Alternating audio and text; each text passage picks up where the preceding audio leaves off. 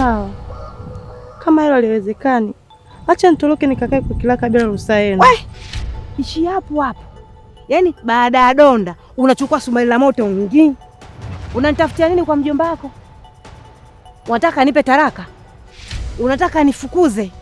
We mtoto we. Shika adabu yako.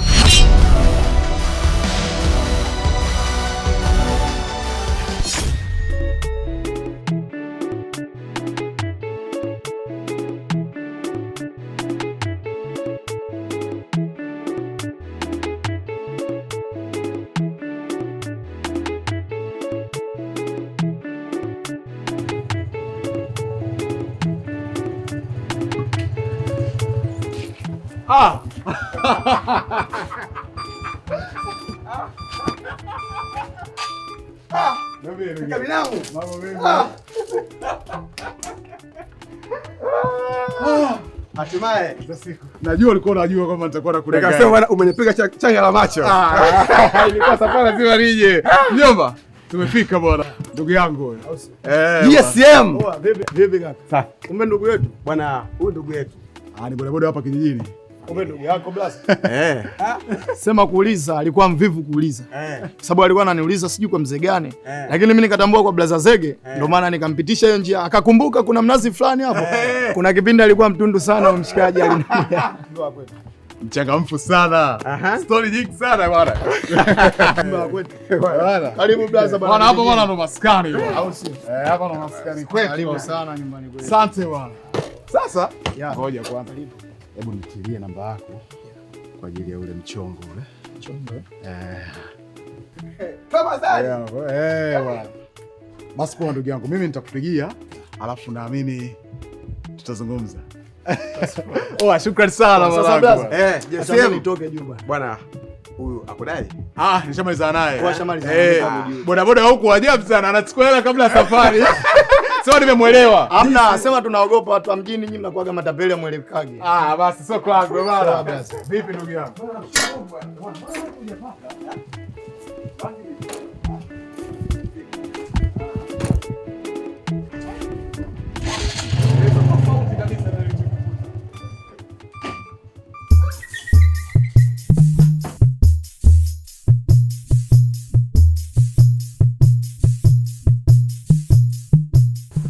Shangazi. Tabe mwanangu. Nimekutoa nyumbani kwa sababu nimeona sio sehemu sahihi ya kukwambia jambo langu. Hilo nalielewa. Lakini kutokula, kutokufanya kazi, hiyo mwanangu sio suluhisho ya tatizo lako. Shangazi. Ila mjomba anikosea sana. Kwa nini asikubali mimi niolewe na Kilaka? Mimi nampenda. Mjomba wako mwenyewe ni mwenye maisha yangu nayaona. Wegu yule, wegu mjomba wako. Mimi ananipiga. Ananisukuma, wewe mwenyewe shahidi. Simuelewi hata kidogo. Yule hajui maumivu ya mapenzi yanaumaje. Mimi najua kwa sababu nilishayapitia. Ila siwezi kuongea mengi kukuambia kwa sababu wewe ni mwanangu. Ila maisha ninayopitia na mjomba wako siwezi kusema yote. Ni siri yangu. Shangazi. Lakini wewe mkewe unaweza kaongea naye akakuelewa kwa hili. Mimi napata tabu shangazi. Mimi mwenyewe niko dilema. Kulia sipo, kushoto sipo, nipo katikati. Naelea. Sijui hata nafanyaje. Sijui hata ninakusaidiaje. Yaani mimi mwenyewe nimechanganyikiwa, nimevurugwa. Sawa. Kama hilo haliwezekani, acha nitoroke nikakae kwa Kilaka bila ruhusa yenu. Karibu sana. Asante. Uliniambia nikutumie pesa ya makochi. Vipi tena, mbona tunakaa kwenye mikeka kama tupo msibani? Ni kweli ulinitumia pesa na mimi nikampatia fundi kijiji jirani ili atengeneze furniture za ndani, na amesema baada tu ya mwezi mmoja uhakika. Sawa. Mimi bwana nimefika kijijini kama vile ambavyo tulizungumza kwenye simu, na ujio wangu hapa nina jambo moja kubwa sana na la muhimu ambalo limenileta. Jambo muhimu Jambo lipi hilo? Ndugu yangu, umri umeshakwenda.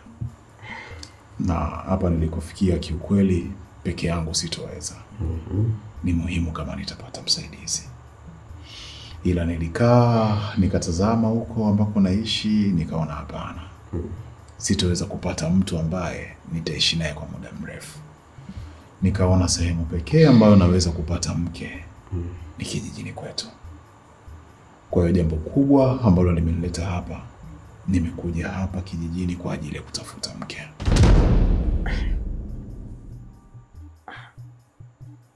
Adam, yani umekosa kabisa mrembo mjini. Warembo wote wale? Warembo wapo wengi sana mjini. Lakini kupata mwanamke ambaye unaweza ukatulia naye ni kitu kigumu sana. Sasa binafsi ninaishi kidogo kwenye ukale. Unaishi kwenye misingi ya mzee? Yes. Mjini kumeoza bwana. Mjini kumeoza. Kila mwanamke unayempata ni changamoto, kila unayempata ni shida. So nimeona sehemu sahihi ambayo naweza nikapata mwanamke ambaye nikatulia naye, nikafunga naye ndoa na tukafanya maisha ni huku kwetu. Na ndio maana nimekuja kwa ajili ya hilo. Mimi nikuondoe hofu. Mwanamke umepata. Nitafanya kila jitihada, kila juhudi umpate mwanamke bora na mwanamke sahihi kabisa, ambaye mwenye maadili mema na yaliyotukuka. Asante. Mimi naamini katika hilo utanisaidia sana. Nataka unitafutie mwanamke ambaye ni mchapakazi, ana maadili, amelelewa vizuri, lakini pia kidogo ina kamvuto. Hapo kwenye ya mwisho umeikazia sana. Hilo la muhimu. Unaweza ukapata demu unamtanguliza.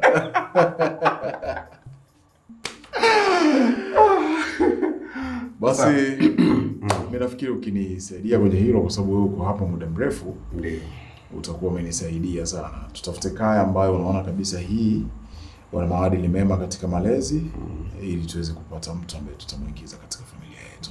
Basi mimi niseme tu kwamba hilo zoezi kwangu ni jepesi, na sitakuwa tayari kumpata mwanamke ambao sio sahihi, kwa sababu akiwa hana maadili haribu kwako tu, bali kwa familia nzima. Ishi hapo hapo. Yaani baada ya donda unachukua sumari la moto ngi. Unanitafutia nini kwa mjomba wako? Unataka nipe taraka? Unataka nifukuze? We mtoto we, shika adabu yako. Hilo silo suluhisho lako. Tukae chini, tuyajenge, tufanyeje ili mradi niongee na mjomba wako tulimalize hili tatizo. Sasa unataka utoroke ili iweje? Acha upuzi huo. Sasa swala la kuondoka nyumbani mimi sikushauri. Ila mimi nitajaribu kuongea na mjomba wako. Inawezekana akanielewa. Wewe hapo unaponaje mwanangu? Sawa shangazi, nakutegemea kwenye hili. Basi sawa, saa hizi muda huu. Twende kisimani, tukachote maji, turudi tupike. Maana unamjua wewe, akirudi timbuli la shangede ndani aliishi. Sawa shangazi, mimi nakutegemea. Haina shida mwanangu, tuko pamoja. Bye. Basi tuondoke nyumbani mwanangu.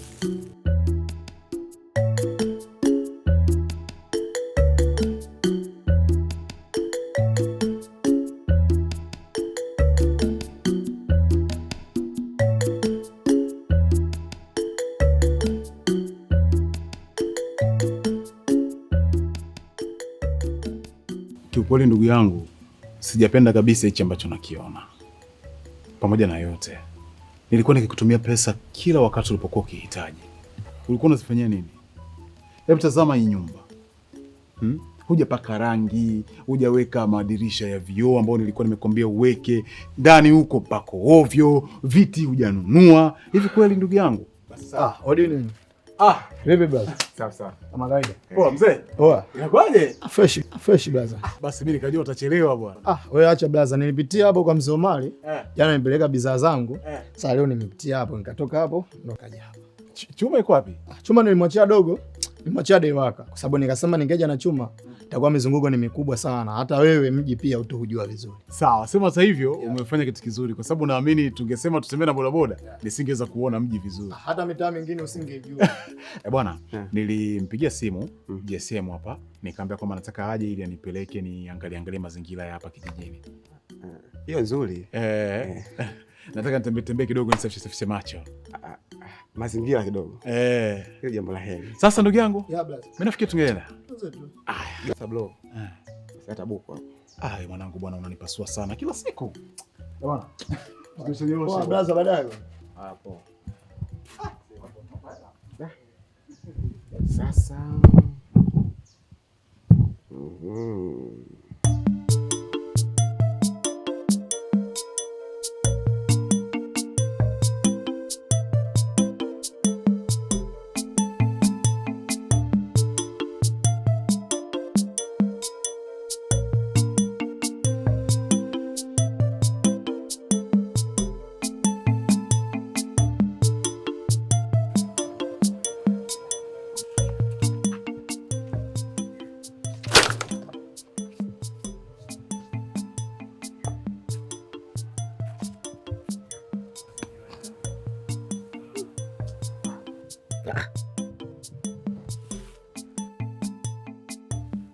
Hivi wewe umeshindwa kuniamsha kwa utaratibu?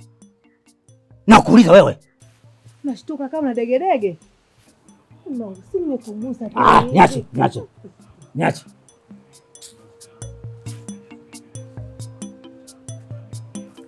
Simu yangu. Nikwambia ulete simu hapo. Hebu leta hapo. Leta hapa. Leta simu yangu. Leta simu yangu. Umetoka wapi? Na kuuliza umetoka wapi? Nimetoka kuokota kuni zile pale zile. Alafu mume wangu, kuna jambo nataka nikueleze kuhusu Zena. Jambo gani? Kuhusu yule mwanamume alikuja siku ile. Hivi tunamuona mtoto sasa hivi. Kutu anashinda ndani. Hali hafanyi kazi. Afanya kazi ya kulia tu. Hivi kwa nini usimuache Zena akaolewa na yule kijana? Yaani wewe mwanamke nikajua una akili, kumbe ni bure ya gari kabisa. Huna akili wewe. Yaani nikajua kwamba umekuja hapa kuna kitu cha msingi cha kuniambia. Unakuja kunieleza mambo ya kipuzi hapa. Hivi unajua jinsi gani nilivyopata na mateso na Zena? Mama yake ameniachia angali mdogo Zena. Nimemlea kwa tabu. Dege yeye. Pepo punda yeye. Yaani kila aina ya shida nimepita nayo yule Zena. Halafu leo kirahisi tu aje mtu amchukue mwanangu Zena. Kama umepokea rushwa kuhusu mwanaume aje amuoe Zena, basi hapa huamuli kitu. Lakini mume wangu, mbona unamnyima mtoto haki yake ya msingi? Leo anaweza akaolewa na maskini, maisha yao akatengeneza akawa mazuri tu. Anaweza kwenda kuolewa na tajiri, akanyanyasika. Akarudi hapa nyumbani, Zena akabakia kama moja. Usimfanyie hivyo mtoto. Mbona maskini ni watu kama sisi tu? Sikiliza wewe mwanamke. Huyu Zena ndio amesababisha mpaka leo mimi nimekuwa maskini. Nimeshindwa kujenga nyumba kwa ajili yake yeye. Nimemsomesha, gharama zangu kibao zimepotea kwa ajili ya huyu nani? Huyu Zena. Pesa zangu nyingi zimetumika kwa ajili ya huyu Zena. Alafu leo aje mwanaume kibaka maskini aje amchukue mwanangu Zena. Hivi inakuingia akilini? Halafu nilitegemea wewe umuombee mwanetu Zena aolewe na mwanaume tajiri. Halafu nashangaa tena wewe unamwombea Zena aolewe na mwanaume maskini. Hivi unaonaje maisha yetu ambayo tunaishi haya? Idadi ya watu kapuko katika ukoo wetu imetosha. Tena leo tuongeze makapuko wengine? Hii haikubaliki hata kidogo. Hivi wewe ulivyokuja kunioa mimi nilikubali? Ulikuwa tajiri? Ulikuwa na pesa? Mambo nilikubali tu na umaskini wako.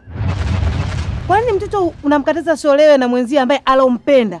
Huo unyanyasaji mume wangu. Yaani baada wewe kuwaza vitu vya msingi kumwombea mwanangu Zena aolewe na mtu mwenye pesa ili mwisho wa siku tusimamishe gorofa hapa, magari hapa. Lakini wewe unawaza vitu vya kipumbavu. Wewe ulivyonioa mimi ulikuwa na pesa. Unasemaje? Unajibu vipi? Unajibu vipi? Unajibu vipi? Unajibu vipi? Unajibu vipi? Baba.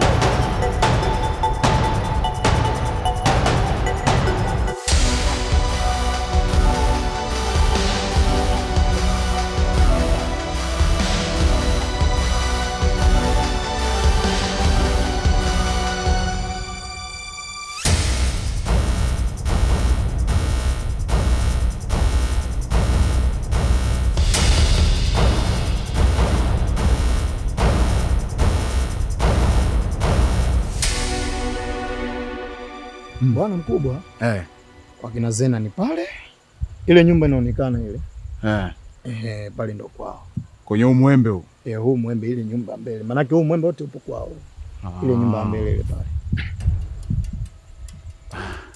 Bwana mimi nashukuru sana. Vipi, huyu mtoto anaishi na nani? Bwana huyu hapa kijijini anaishi na mjomba wake, anaishi na shangazi yake pia. Ambao ndo anaishi hapa nyumbani wote. Mjomba wake ni maarufu sana hapa kijijini. Popote huko ukipita pote huko, ukimuulizia Bwana Chiba, unaletwa hapa nyumbani. Ila jamani mtata. Ndo maana binti yake amedumu kwa muda mrefu sana hapa mtaani. Jamani mtata sana. Vipi, binti ameolewa? Huyo binti sina shaka, huyo binti hajaolewa. Lakini hata kama hapa kijijini ni watu wengi sana wanaomtamani, ila mimi na imani hajaolewa. Ingekuwa kaolewa, hapa majirani tungekuwa tumepata taarifa. Sawa, basi mimi nashukuru. Nashukuru sana na asante. Sawa.